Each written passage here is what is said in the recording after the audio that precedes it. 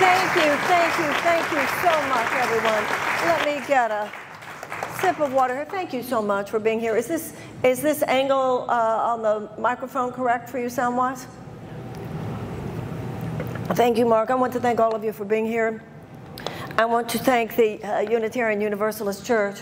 I have a bit of a history with the Unitarian Universalist Church ever since I first started lecturing on the Course in Miracles back in the 1980s. I used to lecture regularly at the Unitarian Universalist Church in New York City on Central Park West there. So I have always found Unitarian Universalist churches very open, very embracing of the kinds of conversations that I have brought forth. I also feel any time that I get to speak within the political context, in a church, in a yoga studio, in any place like this, I feel that there is a deeper listening. Just walking into a church, you're taken into a place within yourself where your comfort zone has to do with going a little deeper, being a little more in your heart, and I think that that's exactly what we need in our political conversation in America today. First of all, on a purely political level, some of you might be wondering, why is she here, given that Joe Biden has won the delegates to win the Democratic nomination? So I want to assure you, I didn't miss that fact. Neither am I delusional. I understand that the president will be the nominee for the Democratic Party in November. Now, my message is to Democrats, it's to independents, or to Republicans who feel, among other things, that Donald Trump should not return to the White House, and that, in fact, he does pose something that I believe is quite perilous and dangerous to American democracy.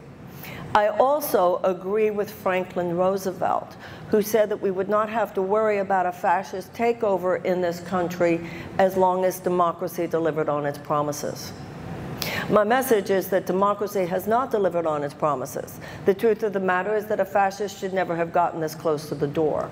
And I believe that the only way we will override not just one politician, but the forces of Trumpism and what they represent too often in terms of a serious undercutting of the democratic traditions and ideals. I believe that we must offer to the American people a genuine alternative. The Democrats are not going to win in 2024 by simply telling people, be afraid, be very, very afraid. That worked in 2020. It's not going to work in 2024. The danger to those of us who do not wish to see Donald Trump return to the White House is not about people voting for Trump. This is a free country. People want to vote for Trump. I'm sure a lot of people in Louisiana are going to vote for Trump. That's not what the problem is, however. That was not what's going to lose it for the Democrats in 2024. What's going to lose it for the Democrats in 2024 is people staying home. Either people staying home or people voting third party. It's time for the Democrats to get out of their denial, to get out of this DNC-induced trance. We're not going to win in 2024 by just closing our eyes, crossing our fingers, and thinking, if we raise enough money to buy enough TV ads, then somehow we will beat him. And for that matter, just beating him is not enough anyway. We've got to beat this phenomenon. And at this point, he has leashed something much bigger than just his one candidacy. The Democratic Party, and this must be faced by those of you who are Democrats, the Democratic Party is bleeding voters. It's bleeding young voters, it's bleeding black voters, it's bleeding Asian voters, it's bleeding, in some cases, Latino voters. And that is because the Democratic Party itself has strayed from its traditional pillars of Franklin Rooseveltian traditions. And that is the very idea that the purposes of government policy are to serve the people, and that the Democratic Party should stand for the unequivocal advocacy for the working people of the United States. Now, if that were actually happening, because right now people will say, well, surely, Ms. Williamson, you're not saying that they're like the Republicans. No, I'm not. But to say that they're better than the Republicans is such a low bar. If democracy was delivering on its promises, let me tell you what we would have in this country. We would have, as in every other advanced democracy, universal health care. We would have Medicare for all. We would have improved Medicare for all. It would include eyeglasses. It would include dental. It would include hearing aids. It would include mental health, like in every other advanced democracy. I'd like to mention one other thing. A majority of Republicans as well as Democrats, not as big a majority, but still a majority of Republicans as well as Democrats want Medicare for all. We would also have tuition-free college and tech school, as in every other advanced democracy. And once again, with that, a majority of Republicans as well as Democrats want it. And also, it is, because it's part of every other country, I want to point out that every policy prescription that I'm going to be talking to you about tonight is considered a moderate position in every other advanced democracy. The establishment Democrats today are what Republicans were when I was growing up. And that is not enough to defeat the forces of fascism that are, in fact, at our door. We have to offer to the American people hope. We have to offer to the American people genuine possibility for an improvement of the material conditions in their lives. What is the majority of American people living through right now? I'm not going to tell you anything right now that you don't already know. I might mention a statistic or two, but even if we know it, we better show up for these facts, because otherwise we have very sorrowful days ahead of us. Number one, 39% of Americans report that they regularly skip meals in order to pay their rent. Need I remind anyone here that we're one of the richest countries in the world? So let me say that one more time, if I may. 39% of the American people report that they regularly skip meals in order to pay their rents.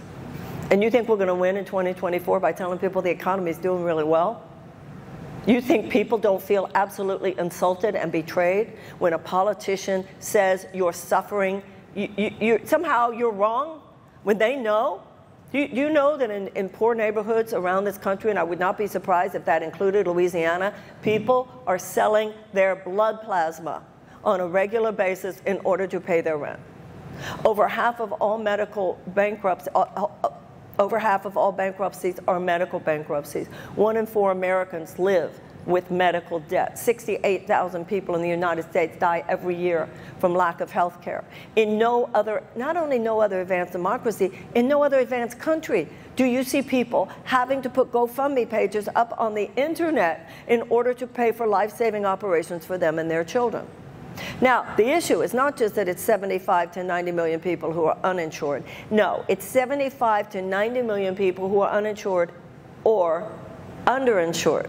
Because let's talk real, okay? This is not a traditional politician talking to you. This is a woman trying to be a radical truth teller at a time where we better grow up and think about some very true things, okay? We have millions... We have millions of Americans who go to the doctor. The visit to the doctor is covered. What's not covered is the tests that the doctor wants the patient to have. What's not covered is the operation the doctor says that they need. And for 18 million Americans, the prescriptions that their doctors give them is not covered. In no other advanced democracy do you have 1.3 million people rationing their insulin.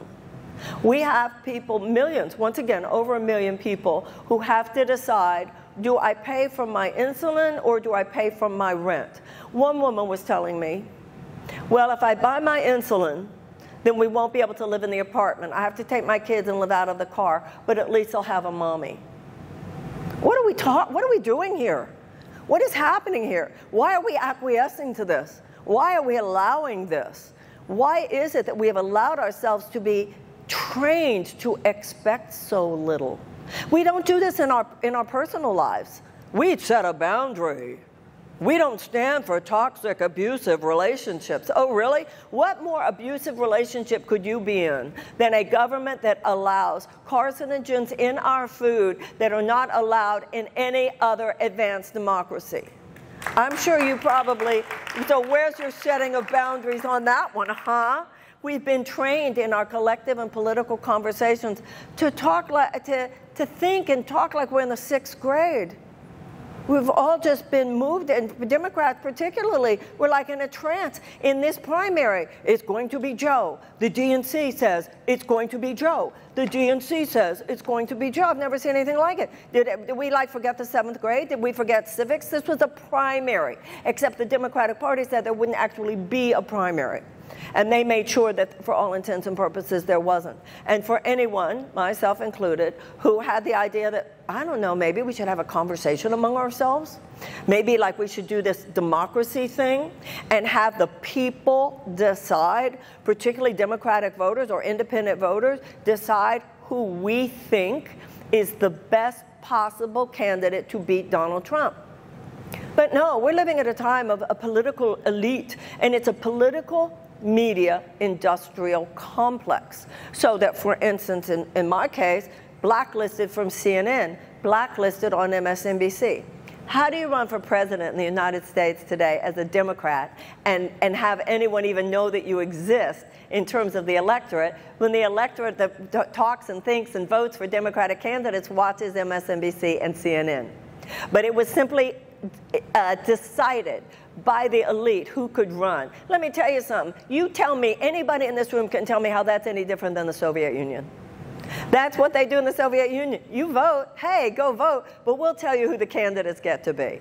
And these people said that the threat to democracy posed by Donald Trump was so great that in order to deal with it, it was going to be necessary for them to suppress democracy. That's what they said. And I believe that candidate suppression is voter suppression. One party suppresses the voters, the other party suppresses the candidates. It's all the same thing. It is everything that George Washington in his farewell address warned us about. He warned us about political parties becoming factions of men who would be more loyal to their party than to their country. Okay, now we are where we are. Let's look at this in a larger scope of American history and where we stand. Because regardless of what I experience, regardless of what the Democratic Party does, we have a bigger problem on our hands, and all of us know what it is, and that are absolutely authoritarian, dictatorial, neo-fascist forces that are standing at the door. In any situation in life, like when we grow up, we go to therapy, we go to support groups, whatever, it's part of the individuation process that we start to ask questions about our family. Where do our people come from? And what's the larger arc of our family relationships, our ethnic relationships, our racial history, our religious history? And it makes us more empowered to know where we come from. Where do your people come from? What has been the experience of your people, whether it's your religion, your race, your sexuality, whatever it is. Now, I think we need to have that conversation right now as Americans. You know, it is true. Sometimes your color is an important conversation. Your religion is an important conversation. Your gender is an important conversation. Your sexuality is an important conversation. This is not in any way to minimize that. But we need to have right now an American conversation. And the same is true in terms of generation. Yes, the boomers have this, the millennials have that, the Gen Z has that, but I'm talking to you the same whether you're 18 or 80. I'm talking to you the same right now whether you're black or you're white, whether you're Muslim, whether you're Jewish, whether you're Christian, whatever we are. Remember, the first principle here in the United States is e pluribus unum, out of many, one. We have to have a conversation of the American mind right now. It's not so much are you talking to this group of people or that group of people. For me in my campaign, it's the place within your heart that I'm trying to talk to right now, because I believe that that's where we are going to find the answers that we need and the understanding that we need. So I'm going to start tonight with a little story of history. And once again, this is nothing that we don't all know, but you know, it's interesting. In the Jewish religion, it says that every generation must rediscover God for itself. I think every generation of Americans must rediscover the power, the importance, and the principles of the Declaration of Independence for ourselves. The Declaration of Independence is our mission statement. It's our North Star. And Abraham Lincoln referred to it as an eternal rebuke against all forms of tyranny and oppression. So let's talk about what happened in 1776. In 1776, 56 very brave men signed the document that was the Declaration of Independence. Now, I say that they were brave because if the British had won the war, all of them would have been executed as traitors. Signing the document, the Declaration of Independence, they posited into the founding of a nation and also into the political ethers of the entire world possibilities that theretofore had never existed. They were radical ideas in 1776, and I submit to you tonight that they're radical ideas now. Number one, that all men are created equal. Radical. Number two, that all are endowed by their Creator with inalienable rights of life, of liberty, and of the pursuit of happiness. It's radical. Number three, and it only gets more radical, it said that the purpose of government, the way it's written is, governments are instituted in order to secure those rights. Not diminish those rights, chip away at those rights, undercut those rights, secure those rights. And then the most radical statement of all is that if the government is not doing that job, it is the right of the people to alter it or to abolish it. Now, if those ideas are inscribed on marble walls somewhere, or written on parchment and protected under glass in a museum in Washington, all that's fine and good. But if they're not inscribed in our hearts, if they're not something that we personally own in our time, then they lose their moral force. And quite simply, we become easy to play. And I submit to you that over the last 50 years, that's exactly what's happened. The American people have been played. But let's go back to 1776. 56 men signed that document, but 41 of them were slave owners. So let's take in what this means. It means that from the very beginning, even at the very beginning, baked into the cake, part of America's DNA, we have been and we are one big both and. We have been from the beginning, we have been throughout our history, both the best and at times the worst that humanity has to offer. On one hand, from the beginning and throughout our history, our country has been filled with people whose hearts are ablaze with what those principles mean in terms of sheer human possibility, not only in terms of the political advance of the human race, but the spiritual and moral advance of the human race. The very idea that anyone should be able to spread their wings, the very idea that anyone should be able to fly high, that anyone should be able to make their dreams come true if they work hard enough, that there should be no obstruction to that possibility.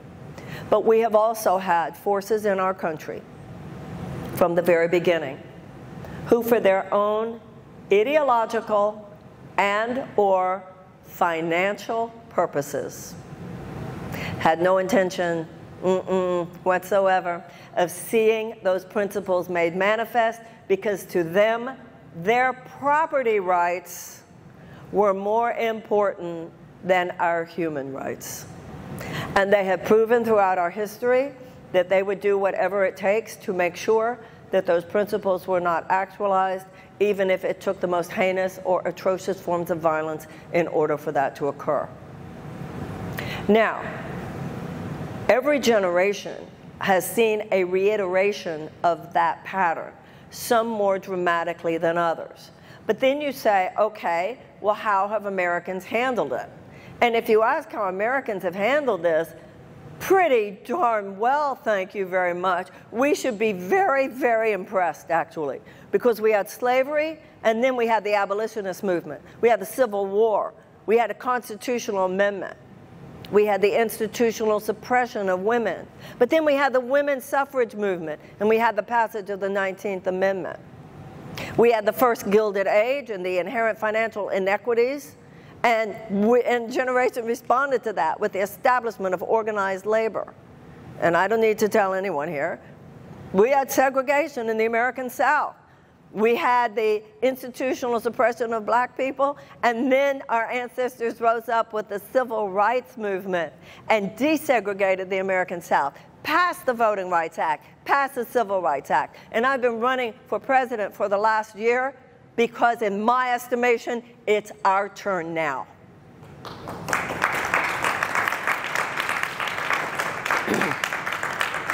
Today, it's not a specific institution that is the problem. Today, it's an economic paradigm that was sold to the American people like it was some wonderful economic philosophy. It is the very idea that short-term corporate profit maximization should become our functional bottom line. That economic rather than humanitarian principles should somehow become the ordering principle of the United States of America. The idea that as long as the stockholder and CEO class of insurance companies, pharmaceutical companies, big food companies, big chemical companies, big agricultural companies, big gun manufacturers, big oil, and big defense contractors, in issue after issue after issue, what has happened is that our legislators, our elected leaders, do more to serve the short-term profit maximization goals of that matrix of corporate powers than it does to serve the safety and the health and the well-being of the American people, even when our will is expressed fully. Once again, like I told you, the majority of Republicans as well as Democrats want Medicare for all. People aren't stupid. The majority of Republicans as well as Democrats want tuition-free college and tech school, and that's exactly why someone like myself was silenced, was kicked off ballots, was erased and invisibilized in major media, was mischaracterized. These people are serious. And I used to think that if the political parties had become shills, I used to think about the Democratic Party, for instance, well, the Republican Party does this completely. Don't get me wrong. I mean, I still have a nostalgic connection to the Democratic Party that, I was raised to believe the Democratic Party was, and that I think it still was to a great extent when I was younger. Like I said, in too many cases, the establishment Democrats today act like the Republicans who were the Republicans when I was a kid. But the point is that these political parties don't just chop wood and carry water for these corporate donors. They are huge corporations. They are huge corporations. So at the Battle of Gettysburg, the men who died for the North at the Battle of Gettysburg, and that battle was the decisive one. Once Gettysburg was won by the North, then it was clear the tide had turned, the North was going to win. President Lincoln himself visited the battlefield. He gave the famous Gettysburg Address. He referred to the men who died for the North there as having given what he called their last full measure of devotion. And he said that they had died so that a government of the people and by the people and for the people would not perish from the earth. My message to you tonight is that it's perishing. It's perishing now. It's perishing on our watch because we are not currently functioning as a government of the people, by the people, and for the people. So let's stop pretending. We are, for all intents and purposes, a government of the corporations, by the corporations, and for the corporations. We are not functioning as a vital democracy. We are functioning as an oligarchy. And especially since the Citizens United decision and the undue permission, the unlimited permission that corporate forces have to influence our elections, at this point, they have turned Washington, D.C. into a system of legalized bribery. At this point, that's the new status quo. And that's why 1 in 4 Americans live with medical debt. That's why 75 to 90 million people are uninsured or uninsured. That's why you have 1.3 million Americans rationing their insulin. That's why we have tens of millions of people still carrying those college loan debts that should never have even existed. That's why we don't have tuition-free college like in every other advanced democracy. That's why we have carcinogens in our food that do not exist in other advanced democracies. That's why our farmers have been destroyed. The tradition of farming, the sacred relationship to the food, to the earth, to agriculture itself has been destroyed by huge corporate forces that have caused the monopolization of the industry, monocropping, and so forth. That's why we have chemicals in our pesticides that are proven to harm a developing child's brain. That's why, whether it's a Democrat or Republican in the modern era, those guys fall in line with big oil and continue to ramp up fossil fuel extraction rather than ramp it down. That's why you have babies, little children in elementary school praying every morning that they won't get shot in school because we've so flooded our streets with guns. And that's why in our lifetime, in our own adulthood, we have fought wars that we know were absolutely nothing more than profit-making centers for the defense industry. That's why. And that is the new status quo, and that status quo will not disrupt itself. If that is going to be disrupted, you and I are going to have to do it. That's why I request your vote tomorrow. Now, you might say, but the system's all locked up. Ms. Williamson, look what they did to you. And you're right. But that's not a sign to go home. I mean, that's what the message is. You go home now. I've been through that for the last year. Come on, you go home now. You go home. You go home. You go home now. You go home. We're not going to mention you in articles, blah, blah, blah, blah, blah. This is much bigger than any one person, though. So this is the deal. What did the abolitionists do? You think slavery didn't mean they had things locked up? They unlocked it. What did the women's suffragists do? They were told, women aren't going to get a chance to vote. They've never had a chance to vote here. It was locked up. They unlocked it. What did the labor organizers do with the power of the Gilded Age? Or the civil rights movement do with the power of segregation? Of course those situations were locked up. They unlocked it. Some things in life you don't do because you know you have a guarantee of success. You do them because they're the right thing to do. And so, in something like, for instance, if you vote for me tomorrow, if you get on the phone, talk to your friends, get on social media, share my videos, whatever, say, you know, I think we ought to vote for her. If you do that, you might say, what's the point? Joe Biden has already won it anyway. And let me tell you how it works from somebody who's lived there for the last year. The game is rigged. And it is totally rigged in such a way that only those with huge amounts of money or access to huge amounts of money can get anywhere near the pinnacles of power in this country. And so, of course, if they invisibilize you in media, they're also completely limiting your fundraising capacity. It costs tens of thousands of dollars, ultimately hundreds of thousands of dollars, just to even get on the ballots. So if you get on the ballots, then what do you pay for? Do you pay for the ballot or you pay for your campaign? This is an example. Why am I here tonight? Because I'm on the ballot in Louisiana. But guess what? I also didn't have a campaign in Louisiana, right? If I'd had a campaign in Louisiana, and many more people might have heard of me over the last few months, and you might have heard my name and I was traveling, I could have done that, but then I couldn't have afforded to be on the ballot. So what's the point of having a campaign if you can't be on the ballot? That's how the game is played. So what is the goal? The goal, if you are to vote for me, is to raise some eyebrows, is to inconvenience some people who need to be inconvenienced, and to give a message. And the message is this: we don't want to watch a slow motion car crash, and yet that's what's happening right now. This is not going to be an election like 2020. This is going to be an election like 2016. Hillary Clinton's basic message was, let's continue with the success of the last 8 years. Bernie and Trump had both said, the game is rigged against you, you have every right to be angry.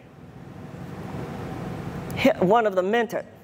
Hillary's message was, let's continue the success of the last 8 years. Millions of people said, what success? I'm drowning here. And the Democrats are planning to win in 2024 by saying to people, let's continue the success of the last 4 years. Let's finish the job. I already mentioned here tonight, 39% of the American people are skipping meals in order to pay their rent. So who hears that message? Let's continue with the success of the last 4 years. I'll tell you who hears it. 20% of us. Because for 20% of us, if you're in the top earners, 20% of earners, it has, the economy is doing well. And I'm grateful for that. I celebrate that as much as the next person. The problem in America is not that some people can create wealth here. That's a good thing. The problem is not nearly enough people ever get a chance to. And you can't have that. Money has to circulate in a society. Wealth creation opportunity has to circulate in a society, just like blood has to circulate in the body. So you've got 20% of us living on this island. It's like an enchanted island. And you can live your life today. I don't need to tell you, New Orleans is no different than every other city. You could live your life in New Orleans today and just think it's the most beautiful, everything's so beautiful. Yeah, as long as you don't drive a few miles, right? That's America today. So you've got 20% of us, and we're surrounded, it's like an island we're all living on, and we're surrounded by a vast sea of economic despair. Now, 70% of Americans say that they are living with chronic economic anxiety. If you have over half of Americans, we have the majority of Americans who are living paycheck to paycheck. You have a majority of Americans who cannot afford to absorb a $1,000 unexpected expenditure. You have the kind of economic conditions we have right now, millions of people at jobs they hate for no other reason than that they are, it's the only place where they could get the benefits for health care and so forth. And then you call this a mental health crisis. Of course, they displace it onto a mental health crisis. You can't overstate how much of that is an economic justice crisis. So I believe that we should, in order to win in 2024, we should be very bold.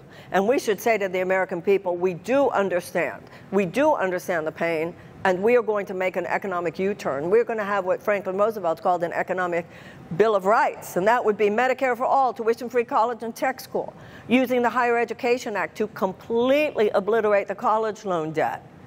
We would have subsidized childcare. We would have a guaranteed living wage. Right now, the minimum wage is still $7.25 an hour. In every major city in America, the living wage is over $20.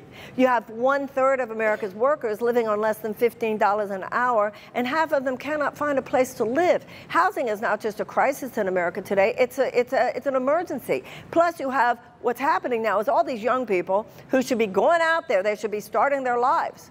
They're saddled with these college loan debts. They can't get their jobs, so they are going back to live with mom and dad. Well, guess what? Mom and dad thought that at this point in their lives, they were going to get to live on their retirement funds. They were going to get to live on their pensions, and now they're having to support their kids. So it's dragging down the kids, and it's dragging down the retirees. This is the ubiquitous human condition of our fellow Americans. This is not the exception. What I'm describing to you tonight is the rule. And I want to tell you something else. A friend of mine, a very powerful man in Washington, D.C., who I like very much, but this shows how the blind spot of the elite right now. He said to me, we were talking about this, and he said to me, well, you would think then that those people would vote for the candidate and the party who represents their economic best interests. And I said to him, if we are to have any remembrance of world history, it is an established historical pattern that when people are the most desperate is when they are the most attracted to the political strongman. That's when people like Trump become popular. He's promising, we all know that it's a crock. But I'll tell you something, ladies and gentlemen, and anyone else in this room, I've talked to a lot of people who have told me that they were better off economically during Trump's years. And you know why that is? Because that man is clever. And every time they did anything really horrifying, they also threw a little something to people, right? So for instance, take that 2017 $2 trillion tax cut. The $2 trillion tax cut, 83 cents of every dollar went to the highest earners and richest corporations. It's a total gift to the oligarchy. But guess what they did? They also gave a tax cut to the middle class at the same time. That tax cut to the middle class should have been done by the Democrats. So we need to repeal the 2017 tax cut, but put right back in the middle class. So he was very clever. He would be stealing $3 from someone, but giving them 50 cents. And so they wouldn't recognize the $3 that was being stolen because of the 50 cents that was being given. And the Democrats, the Democrats basically are saying, well, within 10 years, you're going to have $1.25. I want to give you an example of something that happened the other day. We're all supposed to be very impressed, and in a way, on a certain level, it's nice. It is good. I'm not saying it's not good, but I'm just pointing out to you the lack of psychological perspicacity. The president made a big announcement the other day that with signing an executive order, he's doing this huge research on women's health. Okay? And that's good. But could you please tell me what we're going to do about the women who have breast cancer today and cannot afford chemotherapy? So the same president who says we're going to do all this research on women's health is saying he would veto a Medicare for All bill. The same president who calls himself a climate president and has done, there are some very fine investments in green energy in the Inflation Reduction Act. On the other hand, he has given more oil drilling permits even than Trump did, and he approved the Willow project, the $8 billion ConocoPhillips project on the North Slopes of Alaska. I wouldn't even be mentioning this right now because, once again, I've already lost, but I'm pointing out to you the kids will stay home. It doesn't even matter what I think. It doesn't even matter what you think. A whole generation is upset with that. No, I'm not worried they're going to go vote for Trump. But I am worried they're going to either stay home or vote for a third-party candidate because they're not having it. So, with every vote that I get, and we have garnered almost 400,000 votes in the primary so far.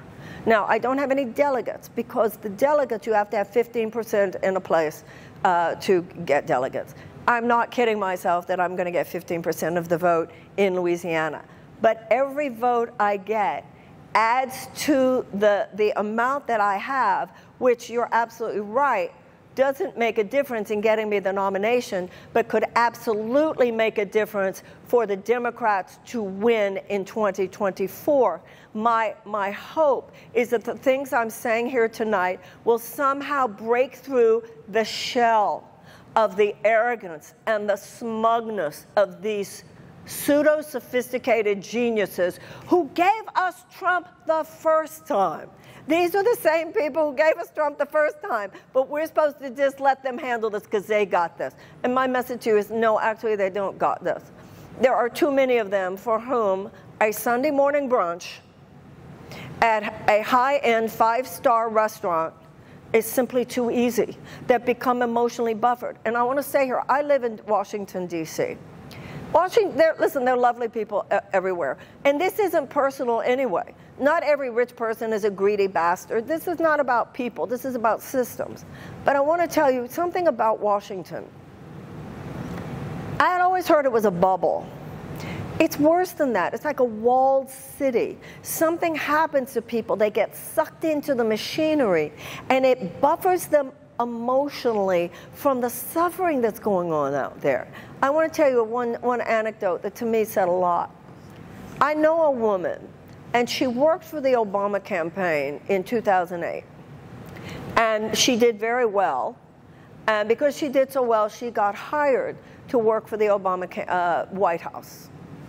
She was at a meeting, and it was with some very top-level economic advisors to the president. Okay? And in this meeting, one of the economic advisors said about a particular policy, well, that'll save people maybe $300 a month. I mean, not a big deal. And she said she stood up because in that moment she knew she was quitting her job there. that people who were on top running major economic decisions in the United States didn't realize what $300 a month would mean to the average American. Something's really wrong here. There's a soullessness. There's a lack of ethics. There's a lack of even morality at the center of this partnership, this unholy alliance between the political and the economic elite in this country. And you know, Adam Smith, the primary architect of free market capitalism, he said it cannot exist outside an ethical context. You know, I'm a writer. I make my living as a writer. And I feel very fortunate because I have a profession which really is the high side of the free market. It's an exchange where everyone wins. The publisher puts in energy, gets back energy. The writer puts in energy, gets back energy. The consumer, the person who buys the book, puts in energy, gets back energy. Everybody wins. So I know the free market can work. But what we have now is this monopolistic behemoth, this corporate matrix that actually represents an economic tyranny in the United States. We need that economic Bill of Rights I talked about. We need a Department of Peace. We have to take on the forever war machine. It's called the blob in Washington, D.C. We have to take on, I'm sorry, it's a class of warmongers. Look what they have done. Look what Iraq. Do you know, everybody's talking about how horrifying Gaza, what's going on in Gaza, and I certainly agree. But I have said to many people, do you know how many Iraqis died when we invaded Iraq? Can anyone here tell me? Anybody here aware of how many Iraqis died because of our invasion of a country that did nothing to us? Would you like me to tell you? 1 million. 1 million. So at this point, we need a peace academy every bit as much as we need a military academy. We should play peace games, not just war games. We should have armies of peace builders, not just armies of military personnel. Even Donald Rumsfeld said we need to learn to wage peace. We need to do more to prevent wars from ever beginning. Franklin Roosevelt wrote, we need to do more than end wars. We need to end the beginnings of all wars. And I'd like to mention 4 factors which, when present, statistically indicate that there will be a higher incidence of peace and a lower incidence of violence. None of this is going to surprise anyone here. Number 1, greater economic opportunities for women. Number 2, greater educational opportunities for children. Number 3, reduction of violence against women. And number 4, the amelioration of unnecessary human despair. When those 4 factors, if we spend our attention, our focus, and our resources on developing those 4 factors, and that could be a corner of an American city or another corner of the world, then there will be a higher incidence of peace. I look at the U.S. military like I look at a surgeon. If you have to have surgery, you better believe we want to have the best. And the United States should have the best surgeon on hand at all times. However, a reasonable person tries to avoid surgery. And we have too many corporate profits that are made from having it. We also need a Department of Children and Youth. We have millions of American children who go to schools where they don't even have the adequate resources to teach a child to read by the age of 10. If that's the case, that child will have a higher chance of incarceration than of graduating from high school. I have met throughout this country, I have met principals at elementary schools who say they have elementary school students on suicide watch. There are in public schools throughout the United States regularly what's called trauma rooms. This is one of the reasons we're bleeding teachers. And we have to ask ourselves, the political system isn't asking it. These kids aren't old enough to vote. They're not a constituency. They're not old enough to work, so they have no financial leverage. So you're not hearing Biden or Trump or any of them talking about this. We have to talk about this. And particularly those of you who are women, we must These children, if we now know things about the brain, which we didn't even know 15 years ago. 90% of the brain is developed in the first 5 years of life. If we want to have the America that I think all of us would love to think we could have, then we're going to have to move major resources into the direction of children 10 years old and younger. Right now, we just treat symptoms. We're not addressing root causes. And when we think of addressing symptoms that have to do with any kind of expression of people's anger and rage, our idea of what to do with that is to build more prisons or drop more bombs. Speaking of prisons, another major thing America needs to do now, we need to end America's war on drugs. And I'd like to tell you a little bit of history so that all of us can think about this and go, hello? In 1971, Richard Nixon initiated the war on drugs. There was a man, some of us remember, some of us are old enough to remember, during the Watergate scandal, several of Nixon's aides went to prison for that scandal. One of them was a man named John Ehrlichman. And when John Ehrlichman got out of prison, he spilled the beans about a lot of things. And one of the things he talked about was the inception of the war on drugs. Richard Nixon called drugs public enemy number one. He totally knew that it wasn't, and the war on drugs was in large part an attack on black communities. White people use drugs at roughly the same rate as black people in America, but you don't see policemen raiding white neighborhoods looking for drugs.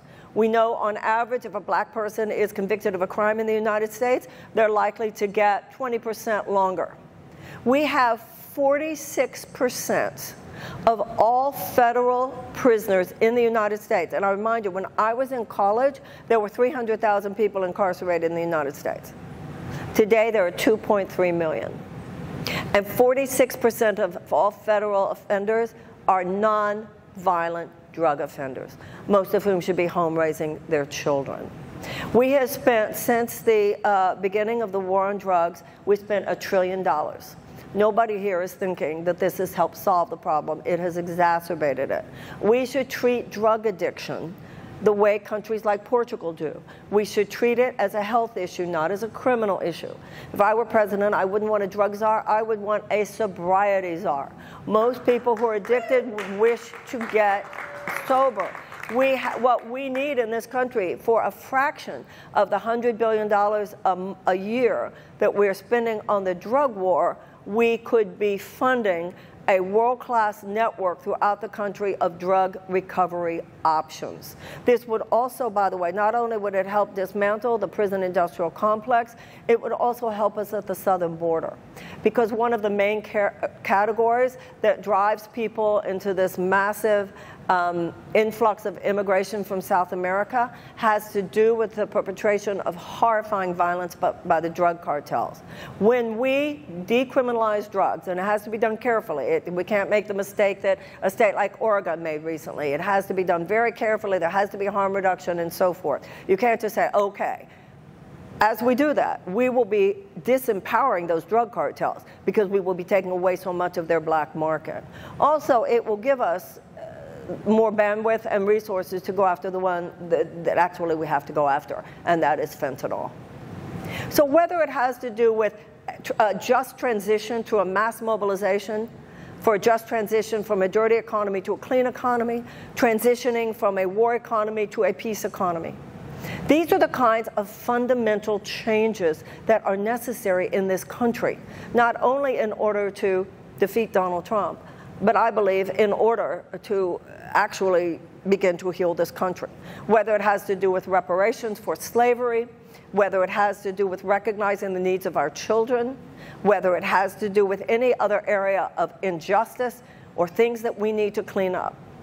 I've had a 40-year career working very up and close and personal with people whose lives were in crisis. And I've learned some things about how to endure and transform a time of crisis.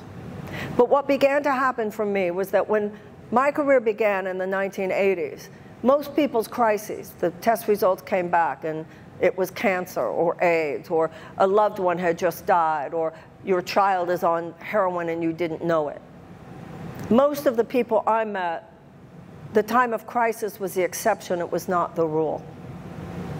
Around the year 2000, I began to meet more and more people for whom the crisis was the rule and not the exception. Because the crisis itself wasn't just that they got sick, the crisis was that they didn't have health care. The crisis wasn't just whether or not you could find a job or had been fired. The crisis was that you had to work 2 or 3 to put food on the table. And I realized how much of those crises were at least indirectly connected to bad public policy.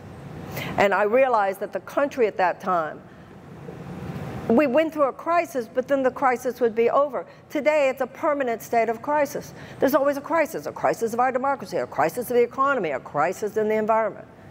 The people need to intervene now. The people need to cut the cord.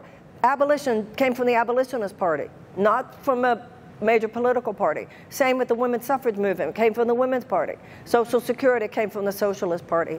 Enough with looking to these corporatized political parties to be the purveyors of fundamental repair. They are the enablers of the problem creators. They are not the enablers of the problem solvers. We have the problem solvers, but right now, people with solutions are over here, people with power are over there. People with the solutions don't have the power. People with the power don't always want to hear from the solutions, from the problem solvers, because the problem solvers don't always offer solutions. In fact, usually they don't, that increase the corporate profits that are the donor base for those in power.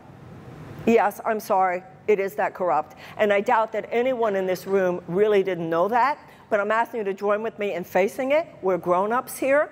We're not children. This is not a time for men to act like little boys. It's not time for women to act like little girls. It's time for all of us to rise up, as other generations did. Yes, it was traumatizing. I'm sure it was I don't want to hear anybody tell me it's traumatizing.